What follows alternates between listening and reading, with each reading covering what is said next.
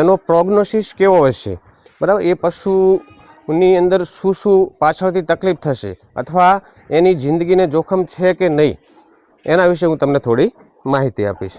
હવે આ જે બફેલો છે, આ જે ભેંસ છે, એકચ્યુઅલી આની હિસ્ટ્રી એવી હતી કે બે ભેંસો લડાઈ હતી તો એક પાણીનું ખાબુચિયું ભરેલું હતું. પાણીના ખાબુચિયાની અંદર પેલી ભેંસે મારી તો આ ભેંસ પાણીના ખાબુચિયાની અંદર પડી ગઈ. પાણીના ખાબુચિયાની અંદર પડી ગઈ તો પેલી ભેંસ એના ઉપર પડી અને આ ભેંસનું જે નાક છે એ પાણીના ખાબુચિયાની અંદર દાબી દીધું. પાણીના ખાબુચિયાની અંદર નાક દાબી દેવાના કારણે એ ઓટોમેટિક શ્વાસ અંદર લીધો અને ખાબુચિયાનું જે પાણી હતું એ અત્યારે ફેફસાની અંદર ખાસું બધું જતું રહ્યું અને પશુ માલિકને ખબર પડી અને એ લોકો એને બહાર નીકાળે ત્યાં સુધી ખાસું બધું અંદર પાણી જતું રહ્યું. હવે ફેફસાની અંદર કંઈ પણ વોટર કે કોઈ પણ દવા કે આ રીતે પાવતા જતી હોય તો એના લક્ષણ શું છે, એ લક્ષણની આપણે વાત કરીએ તો દેખો અત્યારે એને શ્વાસ લેવાની અંદર તકલીફ પડે છે. નાક ખેંચીને શ્વાસ લે છે અથવા નાકેથી શ્વાસ નથી લેતી અને મોં ખોલીને શ્વાસ લે છે. બીજી વસ્તુ કે જે એકચ્યુઅલી જે નોર્મલ હેલ્થી પશુ હોય એનું જે શ્વાસ લેવાની પ્રક્રિયાની અંદર એનું જે બોડીની જે બંને સાઈડની જે પહોંસળીઓ છે, જે પહોંસળીઓ રિબ્સ છે એ ફૂલતી હોય એટલે આપણને ખબર પડે કે એ છાતી ફૂલાઈને શ્વાસ લે છે. હવે આ ડ્રેન્ચિંગ ન્યુમોનિયાના કારણે આ ભેંસ જે છે એ એબડોમેન, જે આ પેટનો ભાગ તમે જોઈ શકો છો, પેટનો ભાગ સહેજ ખેંચી અને માંડ શ્વાસ લે છે. આ એની જે થોરેક્સની એક પણ રિબ્સ ખોલીને શ્વાસ લઈ શકતી નથી. અત્યારે આપણે એક અંદાજ મારીએ કે આ ભેંસની અંદર તમે જોવા જાઓ તો લગને ભગ મારા ધાર્યા પ્રમાણે 50% ઉપર એનું જે લંગ્સ છે એ બ્લોકેજ છે એટલે એનું જે રિસ્પાયરેશન છે એ માંડ 20-30% જેટલું અત્યારે ખુલે છે, એનું ફેફસું અને ચાલુ છે. હવે આવી કન્ડિશનની અંદર શું થતું હોય કે લંગ્સ તો એનું ખુલતું નથી, ફેફસું તો પૂરું ખુલતું નથી. હવે ફેફસું પૂરું ખુલે નહીં તો આખી આવડી મોટી બોડીને ઓક્સિજન ક્યાંથી પૂરો પાડે?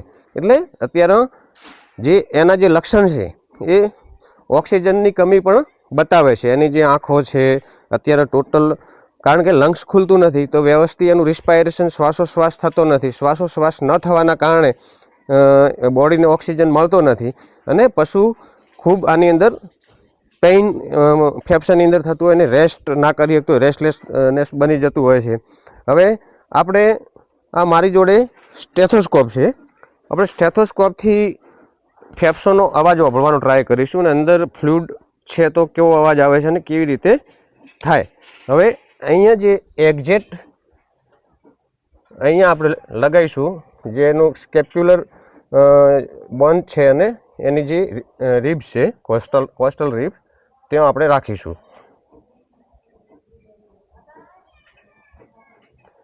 તો આની અંદર અવાજ, સ્ટેથોસ્કોપની અંદર અવાજ એવો અત્યારે આવી રહ્યો છે કે કોઈ અંદર કોઈ લિક્વિડ ગયેલું હોય ફેફસાની અંદર અને આપણે જબરજસ્તી ખોલતા હોય તો ચરડ અવાજ આવતો હોય એ ટાઈપનો આનો અત્યારે અવાજ આવી રહ્યો છે. હવે આની અંદર શું થતું હોય છે, અંદર ફ્લૂઇડ તો જતું રહ્યું અથવા ડ્રિન્ચિંગ ન્યુમોનિયા કોઈ પણ વસ્તુથી થયો તો ફેફસાની અંદર એ ગયા પછી એને આપણે બહાર કાઢવું બહુ મુશ્કેલી છે. કારણ કે ફેફસાની આજુબાજુ કોઈ ફ્લૂઇડ હોય તો આપણે બહાર કાઢી શકતા હોઈએ, કોઈ સ્ટમક એની હોજરીમાં કે એની અંદર કોઈ ફ્લૂઇડ, ખરાબ ફ્લૂઇડ હોય તો આપણે બહાર કાઢી શકતા હોઈએ છીએ. પણ જ્યારે આ ફ્લૂઇડ અંદર જતું રહ્યું ફેફસાની અંદર તો એની જે અસંખ્ય અલ્વેલાઈ હોય છે જે શ્વાસોશ્વાસની ક્રિયાની અંદર મદદ કરતી હોય છે, તો બધાની અંદર એ ફ્લૂઇડ ભરાઈ જતું હોય છે અને ફ્રોથ ફોર્મમાં થઈ જતું હોય છે એટલે એને આપણે બહાર કાઢી શકતા નથી. હવે આનું આગળ શું કેવી રીતે થતું હોય છે?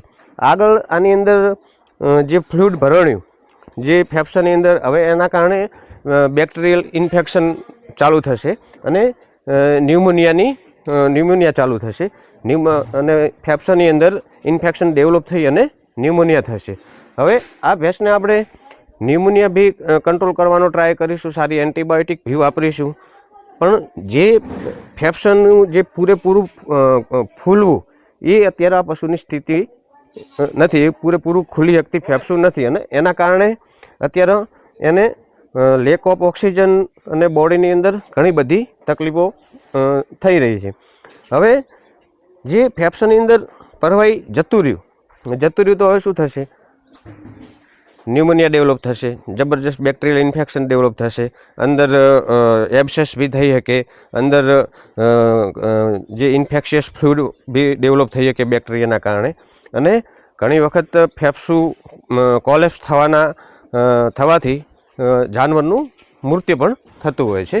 હવે આ પશુની અંદર પશુ માલિકને બિચારાને ખબર જ નથી કે આ ટાઈપનું થઈ શકે, પણ આ ઓચિંતા એક એવો બનાવ બન્યો, ભેંસો લડાણી અને આ ભેંસને મારી અને ખાબોચિયામાં પડી ગઈ અને એનું નાક પાણીની અંદર જતું રહ્યું અને ઓટોમેટિક એને શ્વાસની સાથે પાણી એ પી ગઈ.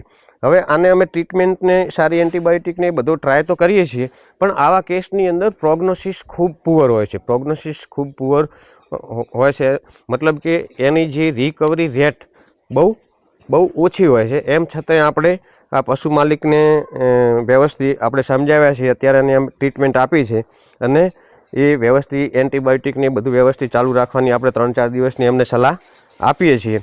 હવે તમે આ આખી સ્થિતિ જુઓ, નાકે ખેંચીને શ્વાસ લે, આ એબડોમેન ખેંચીને શ્વાસ લે, બેસવાની અંદર એને તકલીફ પડે, અને બેસવા જાય તો તરત જલ્દી ઊભું થઈ જતું હોય છે, અને જે ડ્રેન્ચિંગ ન્યુમોનિયાવાળું જે પશુ છે એ ઘણો લાંબો સમય સુધી ઊભું રહે, કારણ કે બેસવા જાય એટલે સીધું એને થોરેક્સ અને લંગ્સનું પેઇન અને જે પ્રેશર આવવાના કારણે જે થોડા માઠું બી ફેફસું ખુલતું હોય છે એ ખુલવાનું બંધ થતું હોય, એટલે તાત્કાલિક ઊભું થઈ જતું હોય છે. તો ખેડૂત મિત્રોને ખાસ એક સલાહ આપું છું કે જ્યારે પણ તમે દવા પાવતા હોય ત્યારે તમને પ્રોપર મેથડની ખબર હોય તો જ પશુને નાળ કે એવું બધું આપવાનું, બરાબર. ઘણા ખેડૂત મિત્રો આવા કેસો અમને મળે